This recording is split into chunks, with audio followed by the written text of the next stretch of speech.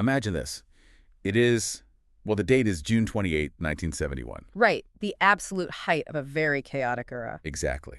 And you are looking at a man who is, without a shadow of a doubt, like the most famous, most photographed, and honestly most fiercely debated athlete on the face of the earth. Muhammad Ali. Muhammad Ali. But, he is entirely absent from the boxing ring. Instead, he has been stripped of his heavyweight championship. His passport has been completely revoked. He has been, systematically robbed of the absolute physical prime of his athletic career. Which, for a boxer, is everything. It is literally everything. And the reason for this exile, he refused the military draft to fight in Vietnam. And he stood firmly on his religious beliefs as a Muslim. Right. And on this specific day in June, the United States Supreme Court is about to hand down a ruling that will completely dictate the rest of his life. The stakes in that moment were, they were incredibly absolute. We are talking about a binary outcome for one of the most recognizable figures of the 20th century. It was either going to be freedom or it was going to be a federal prison sentence. There was no middle ground. It's the kind of high-stakes, high-noon showdown that makes for perfect historical drama. And most of us know the public ending to this story, right? Sure, yeah. Ali stays out of prison, he eventually returns to boxing, and he becomes this massive global icon. But the behind-the-scenes reality of that specific Supreme Court ruling, what was actually happening behind the heavy oak doors of those private judicial chambers, is, it's far more complex. Oh, absolutely. It's far more hesitant and, honestly, far more dramatic than the neat and tidy victory narrative we usually hear. It is the absolute definition of constitutional muddy waters. The public saw what looked like a decisive, unanimous victory for religious freedom. Right, a clean win. Exactly. Yeah. But if you look at the private internal mechanics of the court during those months, you find a profound, agonizing struggle. The justices were wrestling with identity, with the boundaries of religion, and, fundamentally with what it meant to be American. And that agonizing struggle is our entire mission today. We're doing a deep dive into an incredibly profound piece of writing by Iqbal Akhtar. It's a fantastic piece. It really is. It was published in Maidan, which is the online publication of the Abu Suleiman Center for Global Islamic Studies at George Mason University. And the article is titled, "A Class Honored by the First Amendment, Muhammad Ali and the Covenantal Future of American Islam at 250. That is a hefty title. It is. But it tells you exactly where we're going. And what we're going to do today is take this stack of source material and use it to trace the journey of American Islam. We're starting right there with Ali's Supreme Court battle, but we are going to trace the implications of that battle all the way to the upcoming 250th anniversary of the United States in 2026. Right, the semi-quincentennial? Yes, exactly. And along the way, we are going to explore the crucial, life-changing difference between mere tolerance, which is a word we hear all the time, and what the author calls covenantal flourishing. Which is such a massive paradigm shift. Because, the source material here operates on two very distinct, brilliant levels. Okay, lay it out for us. Well, on one hand, it relies on meticulous historical reconstruction, specifically looking at the case Clay v. United States, which was Ali's legal name in the court filing. Right, Cassius Clay. Exactly. But on the other hand, the text doesn't just stay in the past. It offers a deeply philosophical, almost theological proposal for how any religious community can thrive and contribute in a heavily pluralistic society. It basically bridges 20th century constitutional law with ancient scripture. Wow. So whether you consider yourself like a hardcore constitutional history buff or someone deeply invested in the mechanics of how diverse societies actually manage to stay together. Or maybe you just clicked play looking for a massive aha moment about a famous historical figure you thought you knew. Exactly. This deep dive is custom tailored for you. We're going to peel back the layers of a story you totally thought was settled. And to really grasp the weight of the story, we have to bypass the flashing cameras and the protests of 1971. We have to look directly at the private papers of the Supreme Court justices from that winter and spring. Because what those papers reveal is wild, right? Oh, completely wild. They reveal that the court spent nearly a year trying desperately to avoid the very conclusion they eventually reached. Okay, let's unpack this. Because according to the text, the Supreme Court did not start out wanting to hand Ali a victory. Not at all. The article relies on the historical reconstruction of those private papers by a legal scholar named Marty Letterman, and the reality is actually startling. Initially, the Supreme Court was poised to affirm Ali's draft evasion conviction. Wait, so they were going to send him to jail?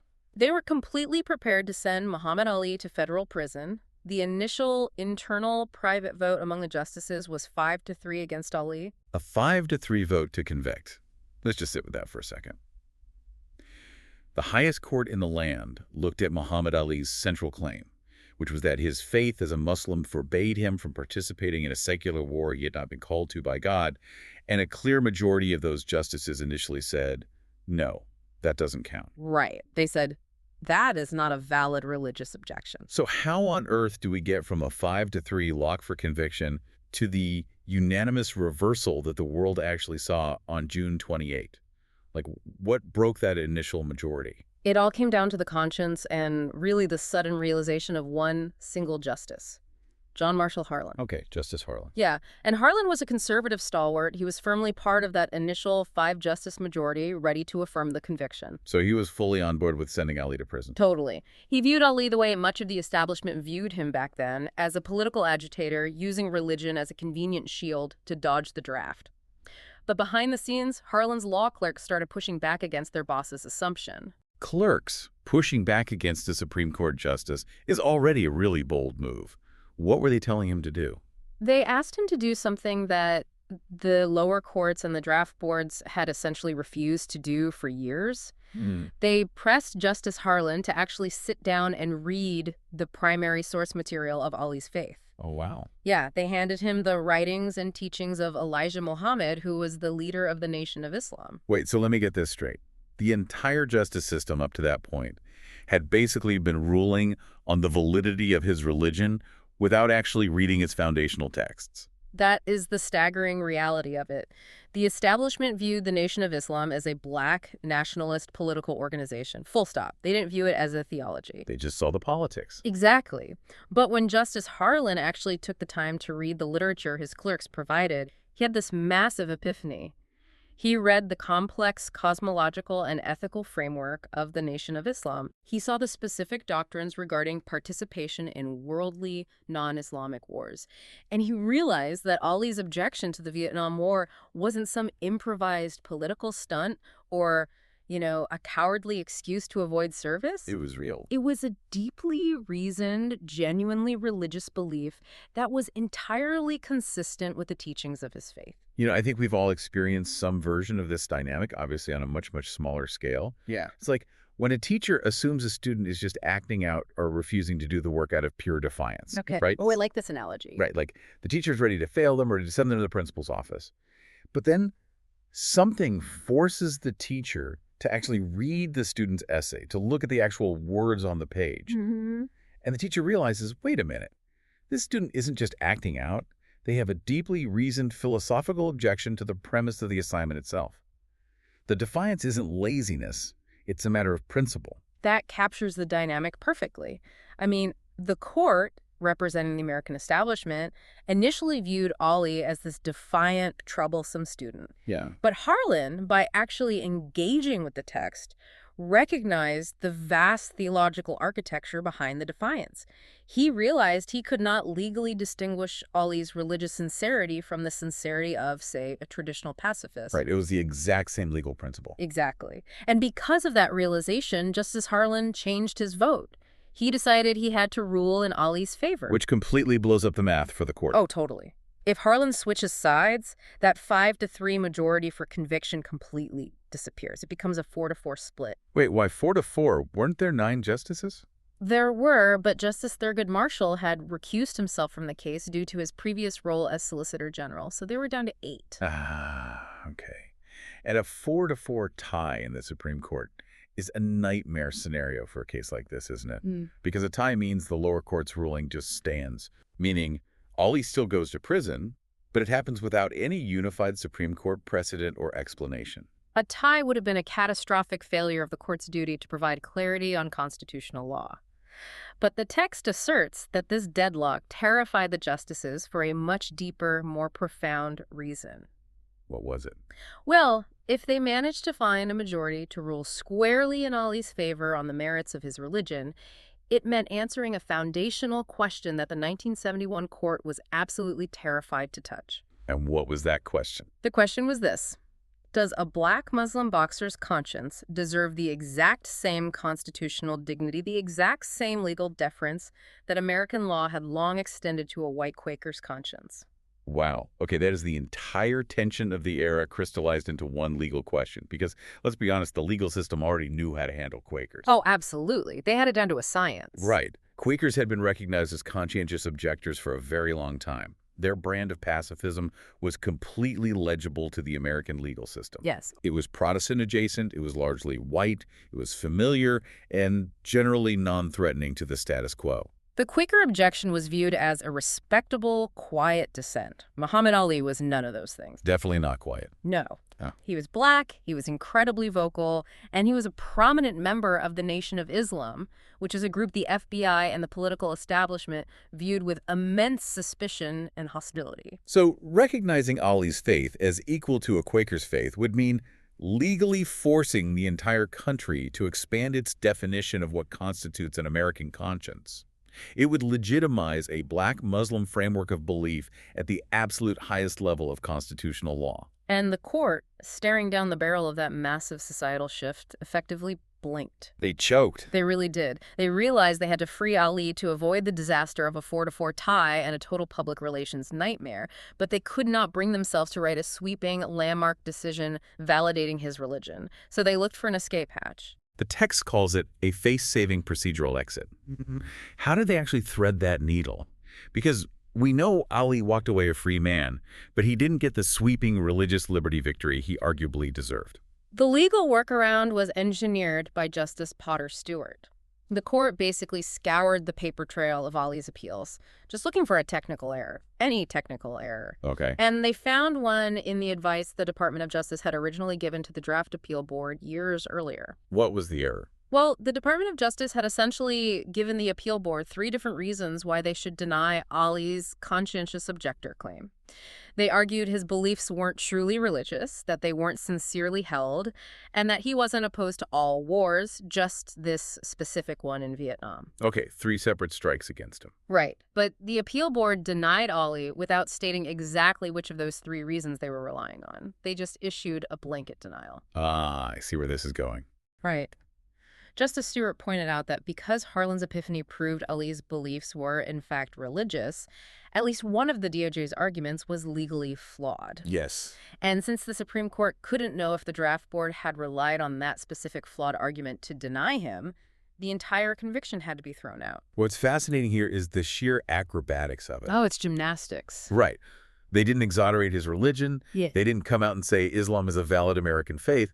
They basically said, the paperwork from the DOJ was too messy for us to uphold a prison sentence. Exactly. The hesitation is the most instructive part of this entire historical episode. The highest law in the land hesitated. It gave Muhammad Ali his life back, it gave him his freedom to box again, but it did so on the absolute narrowest, most technical footing possible. Just a paperwork error. Right. They entirely dodged the core constitutional question of whether his Muslim faith commanded the same respect as Christian pacifism. They dodged it. But there was one justice who got incredibly close to saying the quiet part out loud, right? The text mentions a concurring opinion by Justice William O. Douglas. Yes. Justice Douglas wrote a concurring opinion where he made a profound observation. He looked at the legal mechanics of the First Amendment, and he wrote that the correct reading of the law placed Ali in, and I quote, a class honored by the First Amendment. Class honored by the First Amendment. Mm-hmm. Think about the staggering irony of that phrase in 1971. Mm-hmm. The foundational DNA of American religious liberty, the very logic of the court's own First Amendment jurisprudence, absolutely demanded that they recognize Muslim conscience as a legitimate American conscience. It was inescapable. The logic was inescapable. But the cultural prejudice of the time was so strong that they couldn't quite bring themselves to decree it out loud as a unified court. And the author of our source text points out that this case is not just, an interesting footnote in sports history or legal trivia. Right. It is a defining parable. It represents the long, agonizing negotiation of American Islam simply trying to secure a place inside the nation's constitutional covenant. It was the moment the legal system was forced, against its will, to reckon with the presence of Islam not as some distant foreign entity, but as a living, breathing American reality. And that idea that Islam was historically viewed as a quote-unquote foreign entity, that sets up something I found incredibly compelling in this article. Because that struggle the Supreme Court had, that inability to view Ali's faith as inherently American, is rooted in a massive historical blind spot. Oh, massive one. We operate on this default assumption that Islam is a new arrival to the United States. Yeah. And the text we are diving into today completely shatters that assumption with historical receipts. It absolutely does. The author makes a definitive critical pivot here from the legal jurisprudence of the 1970s to the deep historical footprint of Islam in the Americas. Right. The text explicitly argues that if we want to understand the future of American Islam, we have to correct the timeline. Muslims were not late arrivals to the American story. To back this up, the article brings in some really heavy-hitting scholarship. It cites historians like Kambiz Ghani Basiri, who has documented extensively that a significant portion of the enslaved Africans brought to these shores against their will were, in fact, practicing Muslims. Yes. We are talking about people who brought Islamic belief, Islamic prayer practices, and Quranic memory with them across the Atlantic. The text makes it undeniably clear. Islam has been woven into the fabric of American life since before the Republic itself was even declared. This is a crucial historical corrective for how we view the founding era. It really is. Because when the average person thinks of the founding of the nation, the religious narrative is almost exclusively framed as Judeo-Christian, right? With a very heavy emphasis on various Protestant denominations. Right. Pilgrims and Puritans. Exactly. But the brutal demographic reality of the transatlantic slave trade meant that Islam was physically present on American soil in the minds and practices of enslaved people who were literally building the economic foundation of the nation from its earliest colonial days. So when we fast forward back to the 20th century and we look at Muhammad Ali and the massive black Muslim resurgence that he was a part of, we shouldn't view it as some strange novel cult popping up out of nowhere to disrupt the 1960s. Not at all. And the author cites scholars Sherman Jackson and Edward Curtis to make this point emphatically. The mid-century black Muslim movement, whether it was the Nation of Islam or the broader transition into Sunni Islam that many African-American Muslims later made, was not a deviation from American religious history. Okay. It was one of its most consequential native expressions. It was a reclaiming of a severed historical tie. I really want to pause and highlight a specific phrase the author uses to describe this movement because it is brilliant. The article describes the mid-century black Muslim community as a group that was theologizing its own dignity in the face of a country that withheld it. That's such a heavy phrase. It is. Let's dive into that. What does it actually mean to theologize your own dignity? It is an incredibly powerful framing. Think about the social reality of a black man in America in the middle of the 20th century. The state, the broader culture, the legal system, they are all systematically denying him his full humanity and constitutional equality. Right. You're constantly being told you are lesser. Exactly. And when the secular world constantly tells a people they have no inherent value, that people will often turn to the divine to articulate their worth. Wow. By claiming the Islamic faith, Ali and thousands of others were bypassing the American racial hierarchy entirely.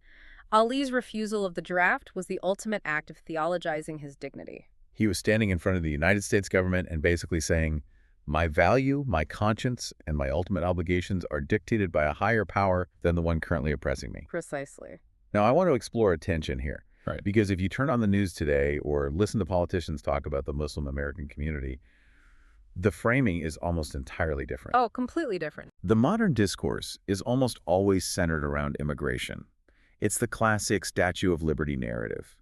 We talk about welcoming immigrants from Muslim-majority countries. We point out how incredibly diverse the community is today.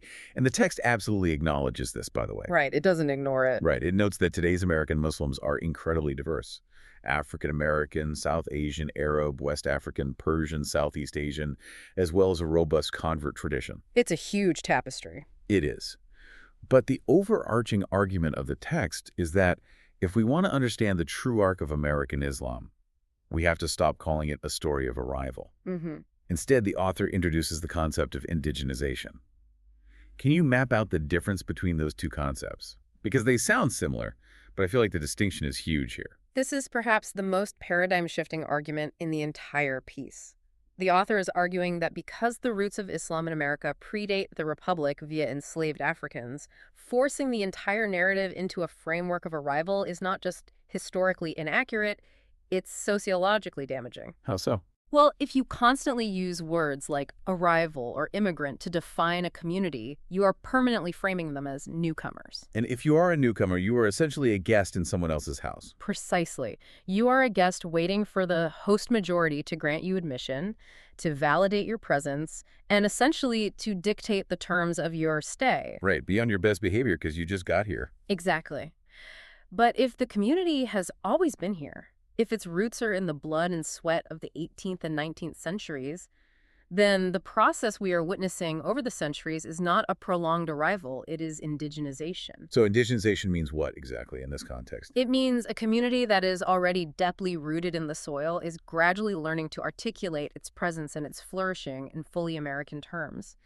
The massive, beautiful diversity added by the later waves of immigration in the 20th and 21st centuries doesn't erase that foundational history. Right. It joins a pre-existing indigenous presence. Think about how changing that one single word from arrival to indigenization completely rewires the power dynamic of the national narrative. It changes everything. Because if a community simply arrives, the implicit expectation is that they must assimilate quietly to the rules established by the people who were already there. Right. Don't rock the boat. Exactly. Yeah. But if a community is indigenous, if their ancestors were here before the ink was even dry on the Constitution, then they have an equal inherent right to help define what the rules of the society are.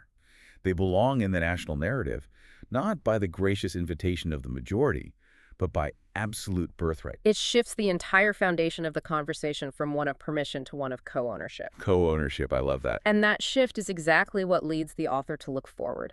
Because if we accept this premise that the Muslim community has always been here and is a co-author of the American project, and we realize that we are rapidly approaching the semi-centennial, the 250th anniversary of the United States in 2026. Which is right around the corner. It is. The fundamental question changes. The question is no longer, how do we fit in?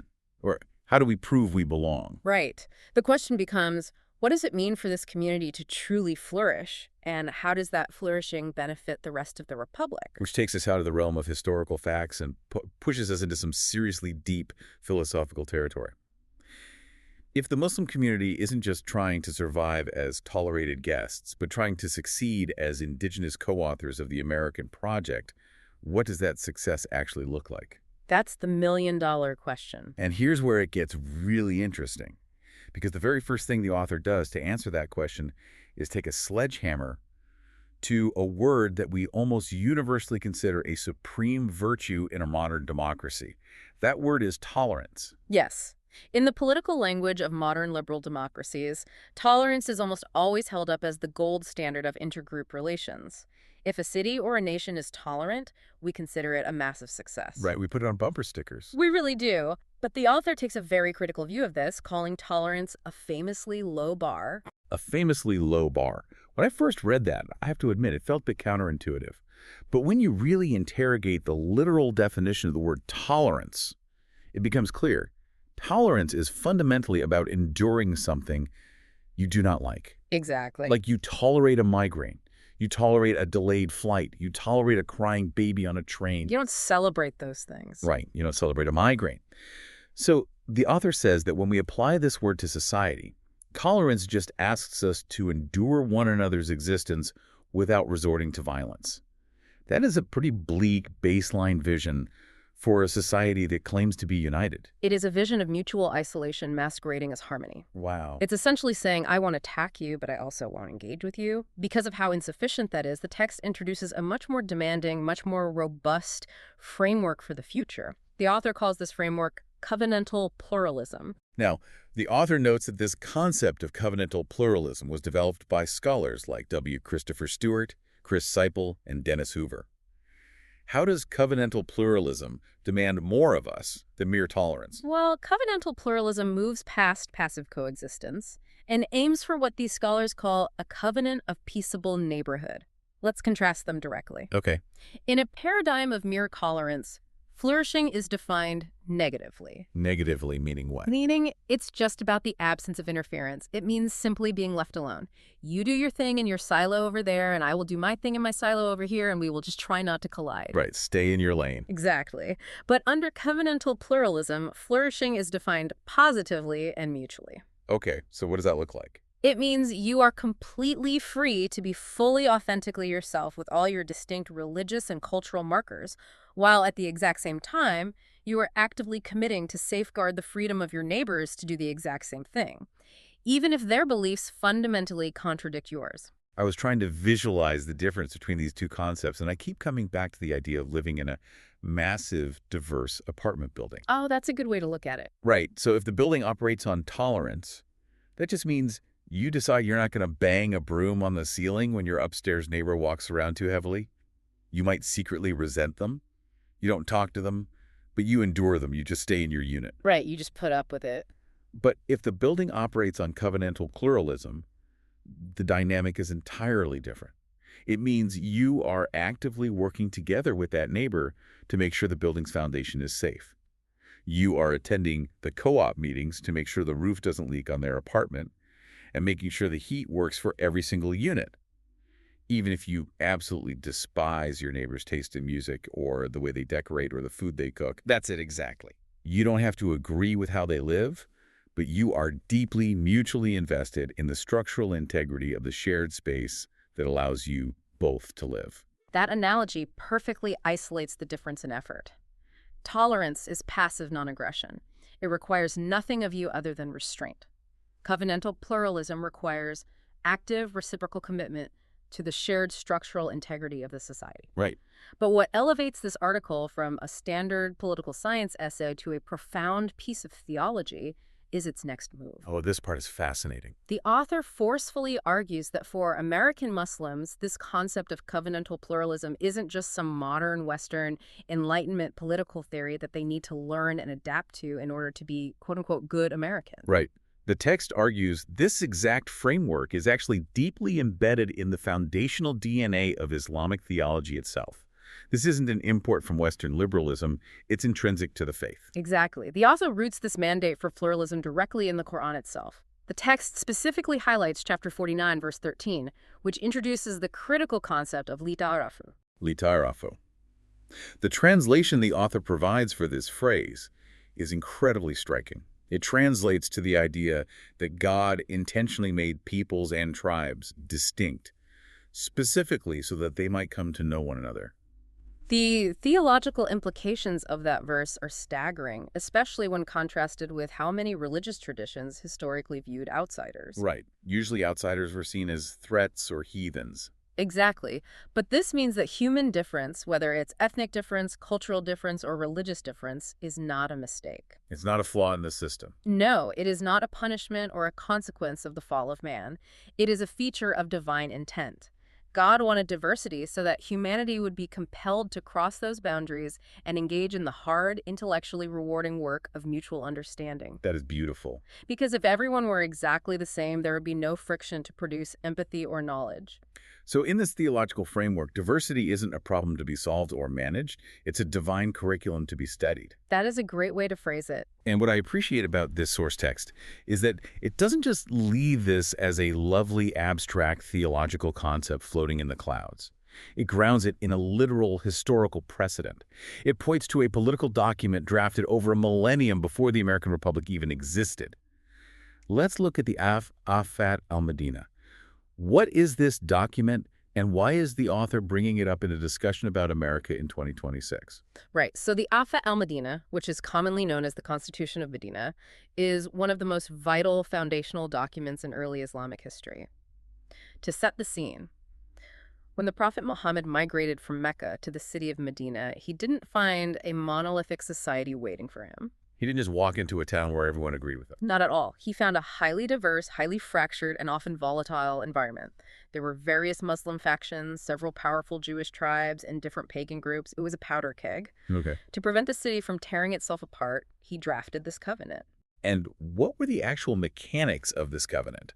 Because I think to the modern Western ear, the idea of a 7th century religious document governing a city Sounds like it would be inherently exclusionary or theocratic in a way that suppresses minorities. That is definitely the modern assumption, but the historical reality of the document is quite the opposite.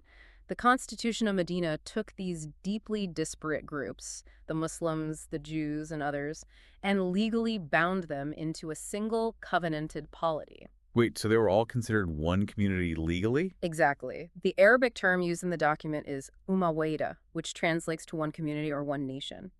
Despite their profound, irreconcilable religious differences, they were bound by mutual civic obligations. Like what? Well, for instance, they were required to defend the city together against outside attacks. It was a mutual defense pact. But crucially, the document explicitly protected the freedom of conscience, the internal governance, and the religious practice for the Jewish tribes right alongside the Muslims. That's incredible. They were distinct religiously, but united civically. Let that historical fact sink in for a moment. We are talking about the 7th century. Centuries before the Enlightenment, centuries before John Locke wrote about religious tolerance. There is a political document legally binding different faith groups into a mutual defense pact while explicitly protecting their right to practice different religions. It's remarkable. As the text we are reading notes, when we talk about American Muslims flourishing today, we aren't talking about a community desperately trying to adopt a foreign Western concept to fit in. We are talking about a community exercising an ancient mythokwan, ancient covenant, in a new geographical landscape. And it creates a seamless philosophical bridge. It connects the highest, most aspirational ideals of the American First Amendment directly to the foundational political actions of the Prophet Muhammad in Medina. Oh. Yeah.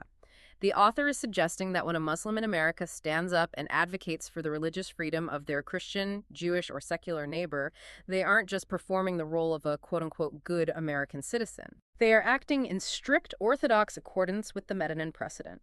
Civic duty and religious fidelity become the exact same action. And that connection brings us to a part of the text that has a very sharp, very practical edge. Yeah. Because the author doesn't just use this Constitution of Medina as a historical fun fact. They use it to aggressively critique how we handle interfaith relations in the modern world right now. Yes.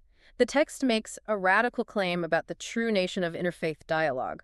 Often, in modern American society, interfaith dialogue is treated as a nice, optional, extracurricular activity. Oh, totally. It's viewed as something for the unusually pious or the retired to do on a Tuesday night at the local community center. Or worse, and far more cynically, it is treated as a defensive public relations strategy. Oh, I know exactly what you mean. A crisis happens internationally or domestically, suspicions arise in the media about the Muslim community, and suddenly a local organization rushes to schedule an interfaith dinner photo op with a rabbi and a pastor to show everyone how friendly and unthreatening they are. Exactly. It becomes crisis management. It becomes transactional. Right. But the author argues that if a community truly believes in covenantal pluralism, then interfaith solidarity cannot be transactional PR. It must be viewed as a strict covenantal obligation that is intrinsic to the faith itself. So what does that actually look like in practice? The author states unequivocally that when any place of worship is attacked in America, whether the target is a synagogue, a church, a gurdwara, or a mosque, the covenant of the peaceable neighborhood is breached. And the response to that breach can't just be a generic statement of thoughts and prayers issued from a comfortable distance. No. The text is very demanding here. It says the obligation isn't sympathy from afar, but solidarity rendered up close, at cost, and in person. That is a remarkably high standard for community engagement. It is a heavy lift. And what makes this article so powerful is that it applies this demanding standard incredibly rigorously, pointing it both outward at the broader society and inward directly at the Muslim community itself. The author does not shy away from the most fraught, uncomfortable, and painful issues of our current geopolitical and domestic moment. The text explicitly addresses the recent surges in violence and hostility directed at Jewish communities in the United States. And I want to make sure we are imparting the author's exact argument here, because the wording is precise and unflinching. Yes. The text states that violence directed at Jewish communities and any anti-Semitism that finds shelter or justification within Muslim discourse is not merely a political disagreement. The author defines it as a profound moral failure and a direct, catastrophic betrayal of the mithaq, the covenant of Medina itself. The underlying logic the author employs to make this point is absolutely airtight. The text states, the covenant is indivisible. One cannot claim its protections while withholding its duties. Wow. Oh. Indivisible. Indivisible. If the American Muslim community is going to demand that the American Republic honor its conscience and protect its institutions, exactly the way Muhammad Ali demanded the Republic honor his conscience in 1971, that community cannot simultaneously dishonor the conscience, the safety, or the humanity of the people living next door. You cannot ask for the absolute protection of the First Amendment shield and then refuse to extend that exact same shield over your neighbors when they are under threat. You just can't. The covenant is indivisible. You either protect the whole building, to use our earlier analogy, or the whole building collapses. Exactly. So what does this all mean? Taking all of this in the history of Ali, the deep roots of indigenization, the mandate of the Midden and Covenant, what is the author actually asking the community to do as a practical step as we approach the year 2026? Well, to answer that question, the author makes a fascinating historical parallel to a massive turning point in another major world religion. The text points to the actions of the Catholic Church in the year 1965. 1965, you're talking about the Second Vatican Council? Yes. During the Second Vatican Council, the Catholic Church issued a truly landmark document called Nostra Aetate, which translates to "in our time." Okay, what was Nostra Aetate?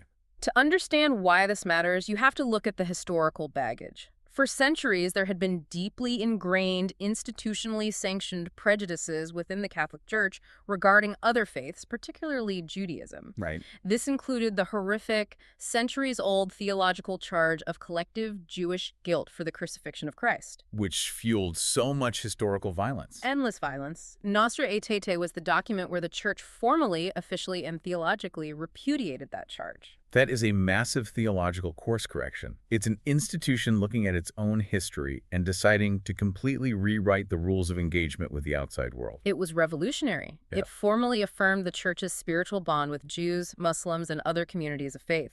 As the author of our text notes, Nostra Aetate didn't dissolve doctrinal differences. Right. They didn't all suddenly agree on theology. No, Catholics were still firmly Catholics, and Muslims were still Muslims. But it permanently dignified the difference. It created a formal institutional framework for respect, dialogue, and solidarity that hadn't existed in that way before. And this leads to the most speculative, extrapolative leap the author makes in the entire piece. Looking at that history, the author asks, as American Muslims approach the 250th anniversary of the United States, the semi-quincentennial, what would an American Muslim Nostra Aetate look like? It is a profound, challenging provocation. It really is. The author is essentially calling for a deliberate, highly public articulation of covenantal obligation toward other faith communities in America, not a hastily drafted press release written because of political pressure. Right, not a PR stunt. Right. Not because a watchdog group demanded it, but a foundational theological statement rooted deeply in Islamic tradition, specifically drawing on the Medin and Mikak and that Quranic verse about mutual knowing, li ta'arfu. Just imagine the impact of something like that. Imagine a formal, widely adopted theological declaration from the incredibly diverse American Muslim community, signed by scholars, community leaders, and imams across the country, that essentially says, our faith commands us to protect the synagogues, the churches, the gurdwaras, and the secular institutions of this nation as fiercely as we protect our own mosques. That would be earth-shattering. That wouldn't just be a nice news story. It would be a defining epochal moment in American religious history. It would be the ultimate realization of that peaceable neighborhood the author is advocating for. And bringing this entire narrative full circle, such a declaration would be the ultimate realization of the constitutional honor that Muhammad Ali was fighting for back in the locked chambers of the Supreme Court in 1971. Right. Let's pull this back from these grand, nation-altering interfaith concepts to the singular individual who started this entire deep dive. Because the author points out something beautiful about Ali's life. He actually managed to complete the arc that the Supreme Court was too timid to finish in 1971. He really did. The court, constrained by the prejudices of its era, couldn't bring themselves to fully, robustly validate his conscience on paper. Right. They relied on a typo from the DOJ. Exactly. But by the end of his life, through sheer endurance and unwavering commitment to his principles, Muhammad Ali had forced the entire world to validate his conscience. When he passed away in 2016, he wasn't just remembered as a phenomenally gifted boxer. He was a global emblem of moral courage. Universally recognized. I remember watching his funeral. It was broadcast globally, and it was a massive cultural event. And the text points out a very specific, deliberate choice about that event. His funeral was intensely interreligious. It was incredibly intentional. Yeah, he had leaders from multiple faiths, Jewish leaders, Christian leaders, secular figures speaking, mourning him and celebrating his life. That funeral was the visual manifestation of covenantal pluralism. By the end of his life, Ali truly inhabited that elevated space Justice Douglas described in his concurring opinion. The class honored. He was unequivocally, in the eyes of the law and the culture, a member of that class honored by the First Amendment. Yes. But the text offers a very poignant, sobering analysis of this timeline. It says, and I want to quote this exactly, "The honor was always there in the founding promise. The nation simply took time to extend it, and Ali took the blows of that delay." Ali took the blows of that delay. That line is haunting.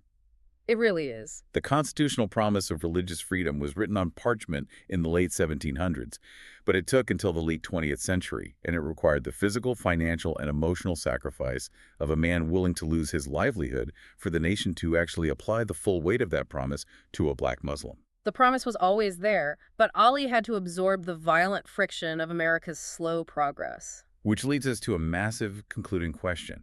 If the first century of the American Muslim community's fully public life, the era defined by figures like Ali, was focused on claiming their rightful place and taking those blows to force the door open, what does the author say the primary task of the next century is? The text lays out a very clear visionary thesis for the semi-quincentennial in 2026 and the decades that will follow. The task of the next century was subtler, and as the author phrases it, infinitely more generous. The task is to keep the door open for others. Keep the door open. How so? Well, because the Muslim community possesses the institutional memory of what it is like to be the perpetual outsider. Right. They lived it. They know intimately in their bones what it is like to be doubted by the legal system, constantly monitored by the state apparatus, and culturally excluded by the mainstream. It's a very specific kind of trauma. Exactly. And because they possess that trauma, but also the triumph of having overcome it, they are uniquely positioned in American society to guarantee that no other minority neighbor ever has to suffer that same indignity. They essentially become the immune system for the Republic's highest ideals. That's a great way to put it. If we connect this back to the bigger picture of the entire article, the author is framing this act of safeguarding others, this covenantal pluralism, as a magnificent dual victory. A dual victory. Right, because it is the most profoundly American thing a Muslim community could possibly do, because it fulfills the deepest promise of the First Amendment. But crucially, it is also the most faithful thing they could do, because it fulfills the ancient mandate of the Constitution of Medina. It is a perfect, seamless synthesis of civic duty and religious devotion. It is a profound, challenging vision for 2026. It completely rejects the narratives of victimhood or isolationism and instead claims a mantle of profound civic and theological leadership. What an incredible journey this text has taken us on. Seriously, to recap where we've been, we started in the locked, secretive chambers of the 1971 Supreme Court, watching justices struggle with their own prejudices as Muhammad Ali made a principled stand that cost him his prime. We followed the historical threads backward to uncover the long, often erased history of indigenous American Islam, stretching all the way back to the enslaved Africans who brought their faith across the Atlantic long before the Founding Fathers drafted the Constitution. The indigenous. Exactly. And then we moved forward, pushing past the inadequate, famously low bar of mere tolerance to arrive at a profound call for a new covenantal pluralism, a peaceable neighborhood rooted simultaneously in the ancient scripture of the Quran and the political genius of Medina. It truly serves as a blueprint for how a highly diverse, highly fractured society might actually survive itself in the 21st century. And as we wrap up this deep dive, we want to leave you with a lingering question, something to mull over long after you finish listening to this. It builds on that incredible phrase from the text, Right. the idea of a delayed promise. Right. We know that Muhammad Ali took the blows while the nation took time to extend its constitutional honor to him. So as we approach America's 250th birthday, look closely at the society we live in right now. Who is currently taking the blows of a delayed promise? That is the question. Which community, which group of people is currently waiting for the nation to extend its foundational honor to them? And if covenantal pluralism is the ultimate goal, if we are truly meant to safeguard the structural integrity of the shared building for one another, what is your personal obligation to make sure they don't have to wait as long as Ali did? That is the question we all have to answer for ourselves. Thank you so much for joining us on this deep dive. We can't wait for the next time we get to unpack a new stack of sources together.